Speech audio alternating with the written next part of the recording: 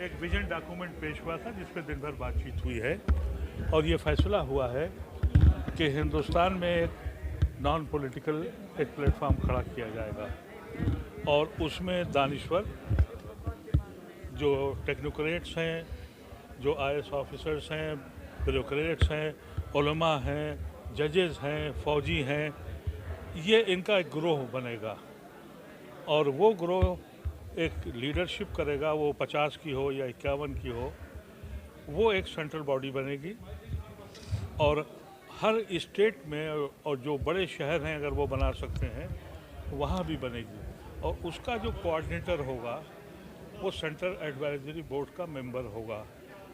ये consensus clear है कि किसी एक की क़यादत नहीं करनी है बल्कि अब कलेक्टिव क़यादत होगी और हिंदुस्तान में जिस तरीके से फासिस्ट फोर्सेस जब चाह रही हैं वो हमारे ऊपर अटैक करती हैं, रोज़ आइन को तोड़ती हैं, रोज़ इस मुल्क की रूह को कत्ल करती हैं, उससे लड़ने की कॉन्स्टिट्यूशनली और लीगली वो एक प्लेटफॉर्म तैयार होगा। ये लड़ाई संविधान के लिए है या मुस्लिम समुदाय पे जो हमला अगर संविधान नहीं है तो मुसलमान का कोई वजूद ही नहीं है। अगर ये हिंदू स्टेट पहले ही से बन गई होती तो हम मुसलमान हिंदुस्तान में क्यों रहते? हम हिंदुस्तान इसलिए ऑप्ट किया था कि ये सबका मुल्क है, ये सबकी बराबरी है, ये आइन है जिसने हमको यहाँ मजबूर किया।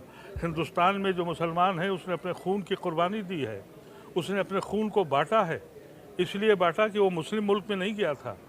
तो जब वो मुस्लिम मुल्क में नहीं गया तो वो हिंदू मुस्लिम मुल्क में कैसे रह लेगा?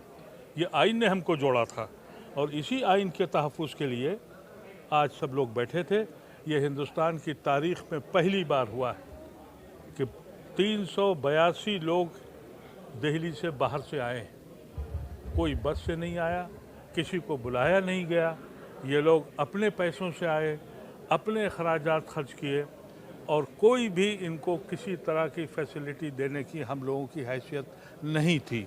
और कभी आपने ये भी नहीं देखा होगा कि ऐसी शख्सियतें जिनकी सेहतें बहुत बिगड़ चुकी हैं, गवर्नर अजीज़ साहब हों या शाह फ़ारूक अब्दुल्ला हो या रहमान खां हो, ये पहले वक्त से लेकर और ये 6 बज चुका है वो यहाँ से नहीं हटे। हालांकि जो अभी तक के दस्तूर थे कि जब वीआईपी आते हैं तो कहा जाता है कि भाई आप बोल लीजिए और चले जाइए, उन्होंने कहा कि नहीं, ये मसला ऐसा है कि हम यहाँ आखिर तक बैठेंगे।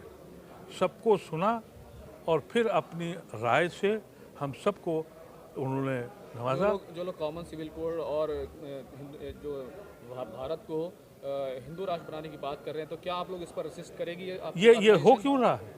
ये आज जो ये इज्तिमा हुआ है, ये मैं नहीं कह रहा कि ये कोई जलसा था। आपने देखा कभी कोई मीटिंग होती है उसमें सदर नहीं होता? आज कोई सदर नहीं था, आज कोई स्टेज नहीं सजाया गया था कि फलां को प्रोजेक्ट करना है। आज सर जोड़ के बैठे थे हिंदुस्तान के मुसलमान और गय्यूर मुसलमान, और वो मुसलमान जो बहुत दूर दराज से आए हैं, वो इस मुल्क को इन्हीं चीज़ों से रोकने के लिए।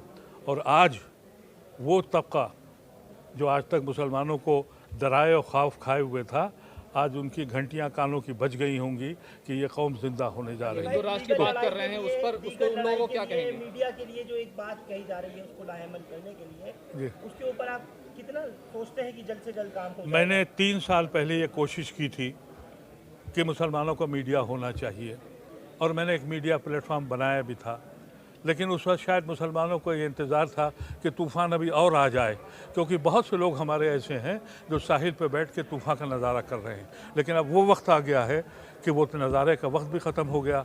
जहाँ वो साहिल पर बैठे थे तूफ़ान वहाँ तक पहुँच गया और अगर अब भी नहीं जागे तो कुछ नहीं बचने वाला है। आज मुझे इस बात की बड़ी खुशी है कि ये सारी कौम इसने अंगड़ाई ली। जो लोग कॉमन सिविल कोड के थ्रू हिंदू राष्ट्र बनाने की बात कर रहे हैं, उनसे क्या कहेंगे आप? उनसे लड़ेंगे। कॉमन सिविल कोड पहले अपना तो बना लें। अरे वो कौम जिसके यहाँ यही नहीं पता है कि उनका कोड क्या है। अरे कहीं मामा से शादी जायज़ है, कहीं गौत्र में नहीं जायज़ है, कहीं गौत्र में नहीं करते और कहीं सगे मामा से शादी करते हैं। तो पहले अपने को तो ठीक करें। हमारा तो सिविल कोड बिल्कुल सिंपल है, लड़का और लड़की और 2 गवाह, हमारा निकाह हो गया। हम 7 फेरे तो करते नहीं हैं। ये वो लोग हैं जो एहसास कमतरी में मुब्तला हैं। ये लड़ाई हमारे हिंदू भाइयों से नहीं है। हिंदू तबके में जो तबका एहसास कमतरी में मुब्तला है, उसको ये समझ नहीं आ रहा है कि उसका क्योंकि सुप्रीम कोर्ट भी कह चुका है वो कोई मजहब नहीं है, खुद भागवत कह चुके हैं ये कल्चरल एक प्लेटफॉर्म है। तो जिस शख्स को यही नहीं पता लग रहा है कि हमारा अपना कौन सा कोड है, तो वो दूसरों की तरफ देखता है। क्योंकि हमारे यहाँ तो कॉन्ट्रैक्ट सिंपल कॉन्ट्रैक्ट है कि भाई फला फला इन शराइत पर मियाँ बीवी की हैसियत से रहेंगे।